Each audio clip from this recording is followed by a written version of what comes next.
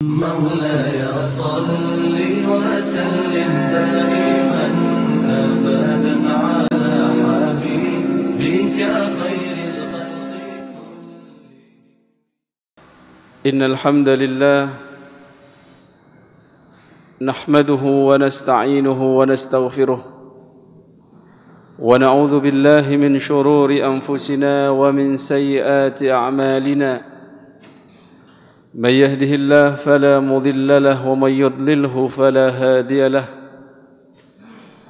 أشهد أن لا إله إلا الله وأشهد أن محمدا عبده ورسوله لا نبي بعده.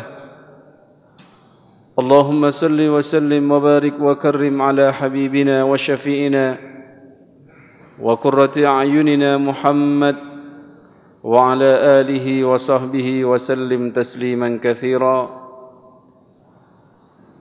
Amma ba'd, ikhwatal iman, jamaah sekalian, marilah kita senantiasa bersyukur kepada Allah Subhanahu wa taala atas segala nikmat yang Allah berikan, terkhusus nikmat iman, nikmat Islam, nikmat kesehatan dan nikmat umur panjang.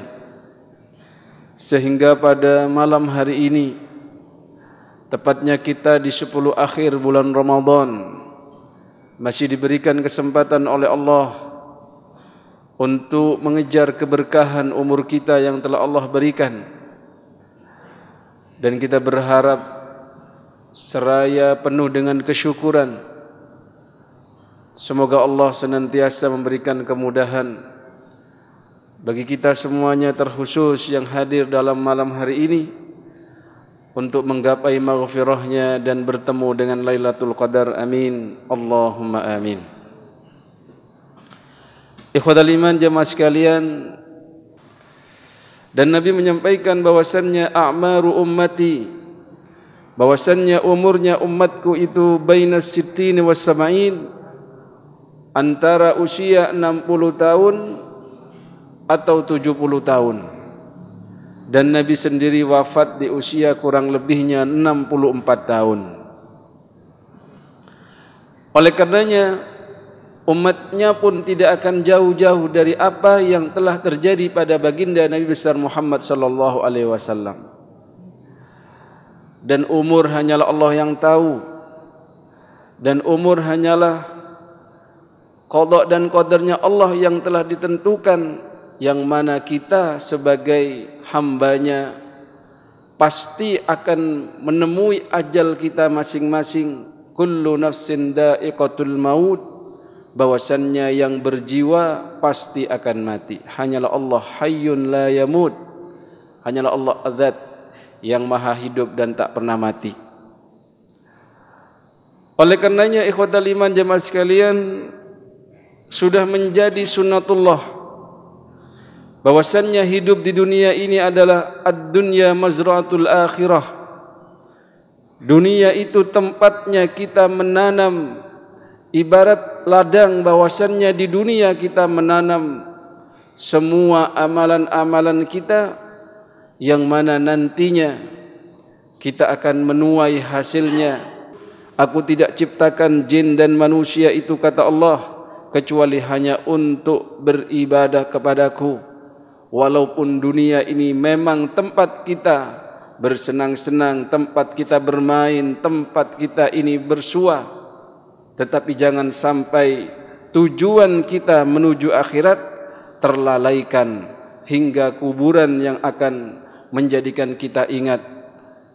Alhaakumut takatsur hatta zurtumul maqabir.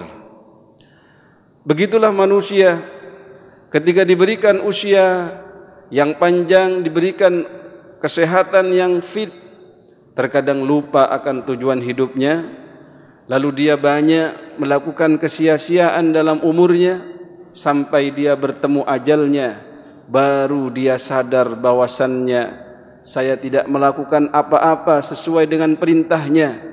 Timbangan amal kebaikannya lebih ringan dibandingkan timbangan amal kejelekannya. Na'udzubillah min dzalik.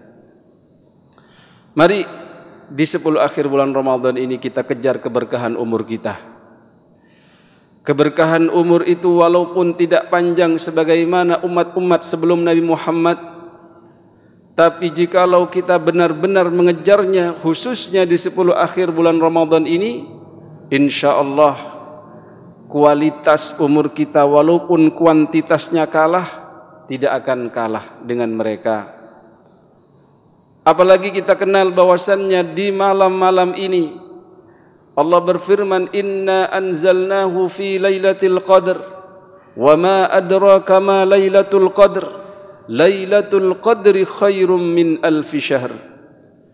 Selain diturunkan Al-Quran di sana dari langit, di mana pada nuzul Quran itu dikatakan Allah menurunkan Al-Quran dari Lauhil Mahfuz ila sama'id dunya duf'atan wahidatan, diturunkan di sana di malam Lailatul Qadar itu. Allah juga memberikan kabar bahwasannya malam ini adalah lebih baik dari 1000 bulan, di mana tatkala kita beribadah di dalamnya, melaksanakan kebaikan-kebaikan, baik itu yang berhubungan dengan hablum minallah, ibadah yang mahdhah karena Allah, atau sifatnya hablum minan nas, atau yang ibadah ghairu mahdhah, maka kualitasnya sama dengan 1000 bulan, yang kalau kita konversikan kepada tahun, kurang lebih 83 tahun. Maka dari itu ikhwatal iman jamaah sekalian, harapannya semakin akhir semakin maksimal, semakin akhir semakin semangat, bukan semakin akhir semakin kendor atau semakin disibukkan dengan perkara-perkara dunia. Oleh karenanya kalau Nabi SAW wajar mencontohkan kepada kita, idza dakhala al-ashrul awakhir, kalau beliau sudah masuk di 10 akhir di bulan Ramadan ini, syadda mi'zarah, beliau ini mengencangkan sabuk sarungnya, wa ahya lailah wa ayqadha ahlah, beliau membangunkan, mengajak juga untuk menghidupkan malam-malamnya keluarganya, khususnya kita para lelaki yang posisinya sebagai ayah bagi anak-anaknya, sebagai suami bagi istrinya, bahwasannya ada kewajiban bagi kita untuk mengajak mereka ke surganya Allah, mengajak mereka kepada ridhanya Allah Subhanahu wa taala. Karena beban seorang lelaki bukan hanya urusan memberikan nafkah belaka, tetapi bagaimana menjadikan mereka kenal dengan Allah dan menyelamatkan mereka dari siksaan api neraka, sebagaimana perintah Allah, qu anfusakum wa ahlikum nara. Jaga diri kalian wahai para suami, para ayah, begitu juga keluargamu dari siksaan api neraka. Maka ikhwatal iman jamaah sekalian, penting kita ini menjalani umur ini dengan penuh keberkahan, di mana umur itu berkah jikalau diisi dengan ketaatan-ketaatan. Umur itu berkah kalau diisi dengan hablum minallah dan hablum minan nas yang maksimal. Walaupun mungkin usia kita hanyalah ditutup di usia 50 tahun, bahkan Imam Nawawi pun kurang lebih usianya 40 tahun. Bahkan beliau belum sempat menikah karena disibukkan dengan ilmu. Maka kita pun harus demikian. Jikalau mungkin kita tidak bisa beramal dengan amalan ilmu kita, tidak bisa berdakwah dengan ilmu atau dengan tulisan kita atau dengan karangan-karangan kitab kita, maka kita berharap anak-anak kita nantinya yang menjadi anak-anak yang soleh.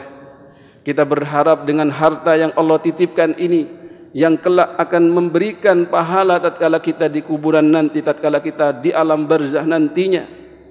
Karena kalau kita hanya mengandalkan usia kita yang antara 60 sampai 70 tahun ini, rasanya kurang. Mungkin selama ini berdosa kepada kedua orang tuanya, mungkin berdosa kepada anak dan istrinya karena lalai dalam urusan nafkahnya, padahal nafkah itu wajib. Atau mungkin kurang akur dengan kerabat-kerabatnya, sehingga tidak akan masuk surga yang dikatakan la yadkhulul jannata qati'ur rahim, tidak masuk surga orang yang memutus silaturahim. Maka di sini ikhwatal iman kita awali dengan bertaubat kepada Allah, melaksanakan apa yang diperintahkan oleh Allah, tubu ilallah, tubu jami'an ayyuhal mu'minun la'allakum tuflihun. Bertaubatlah wahai orang-orang beriman semuanya kepada Allah Subhanahu wa taala agar kalian senantiasa beruntung. Dan kita menjawab seruan Allah, ya ayyuhalladzina amanu tubu ilallahi taubatan nasuha. Wahai orang-orang yang beriman, bertaubatlah kepada Allah dengan taubatan nasuha, taubat yang sesungguhnya, taubat yang akan diterima oleh Allah Subhanahu wa taala. Di mana ada 3 hal kriterianya orang ini dianggap bertobat dari kesalahan dan dosa-dosanya. Selain kita berdoa, beristighfar kepada Allah, meminta ampunannya, entah itu dengan sayyidul istighfar, atau kita beristighfar dengan yang pendek atau yang panjang dengan penuh kesungguhan. Tetapi tidaklah kita dianggap bertobat kecuali setidaknya ada 3 hal dalam taubat kita. Yang pertama adalah ayyuqli'a 'anil ma'siyah. Kita berhenti dari maksiat yang kita maksudkan untuk kita taubati. Karena terkadang saking banyaknya dosa yang kita lakukan, kita butuh bertahap dalam bertaubat. Mungkin dia terjatuh dalam dosa besar yang mana dia ini berhubungan dengan urusan dunianya, mungkin dalam hal riba, atau mungkin naudzubillah juga terjatuh dalam urusan zina, atau dalam urusan kesyirikan, atau dalam urusan uququl walidain, durhaka kepada orang tuanya. Kalau memang tidak bisa sekaligus, maka boleh bertobat itu sebagian.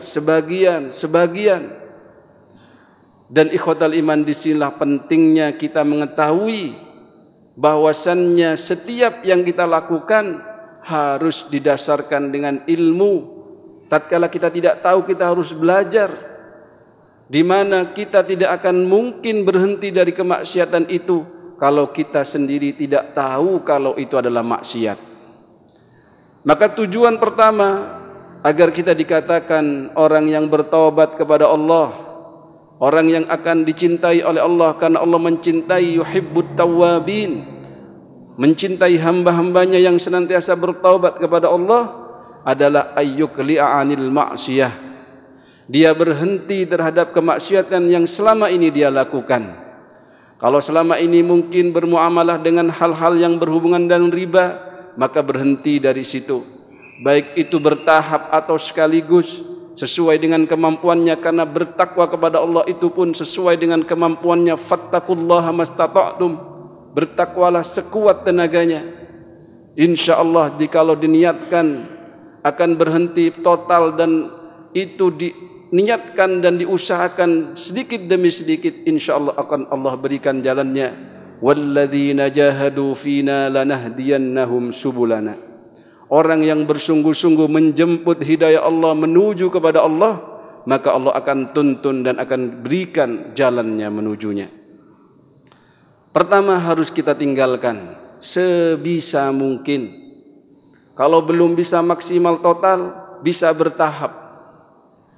Kemudian yang kedua adalah ayyandam ala fi'lih, menyesali terhadap apa yang dia lakukan dalam kemaksiatan yang dia terjatuh di dalamnya. Dan disinilah pentingnya orang berilmu. Kalau dia tidak mengetahui apa itu dosa, apa itu dosa besar, apa itu kemaksiatan yang telah dia terjatuh di dalamnya, maka dia tidak akan pernah rasanya menyesal. Misalkan seorang wanita tidak tahu bahwasannya wajib bagi dia menutup auratnya, atau dia tidak tahu kriteria berhijab yang syar'i seperti apa, lalu dia dengan nyaman berpakaian seenaknya sendiri, dia merasa sudah syar'i menurut dirinya tetapi tidak menurut Islam, maka kapan dia akan bertaubat? Kapan dia akan menyesali perbuatannya? Begitu juga tatkala kita bermuamalah dengan riba misalkan, atau kita ini mendekati kepada perzinaan misalkan, tetapi kita tidak merasa bahwasannya itu adalah perzinaan, entah itu dengan berkhalwat dengan rekan kerja kita, entah itu kita ini mengatakan ini kan hanya pertemanan, saya berangkat bareng bersama dia, pulang juga bareng, agar irit dalam urusan bensin dan lain sebagainya, padahal itu juga sudah melanggar bahwasannya itu mendekati terhadap perzinaan. Begitu juga yang lain ikhwatal iman. Apalagi dalam kondisi zaman akhir ini, dosa besar terkadang dianggap kecil, apalagi yang kecil. Maka penting kita ini terus duduk di majelis ilmu, belajar dari masyayikh kita, belajar dari guru-guru kita. Jangan hanya belajar pada 1-2 guru. Kalau Imam Bukhari saja, Masya Allah gurunya ribuan, maka kita pun kalau bisa lebih dari itu. Ikhwatal iman jamaah sekalian, yang ketiga adalah ayyazim alla ya'ud. Dia berazam untuk tidak mengulangi dosa itu. Berazam untuk tidak jatuh ke dalam kemaksiatan yang kita terjatuh ke dalamnya.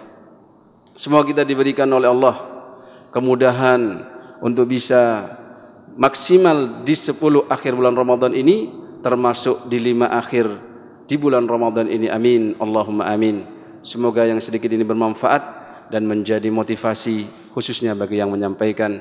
Mohon maaf atas segala kekurangan. Terima kasih atas perhatiannya. Subhanakallahumma wa bihamdika asyhadu an la ilaha illa anta nastaghfiruka wa natubu ilaik. Assalamu alaikum warahmatullahi wabarakatuh. مولاي صل وسلم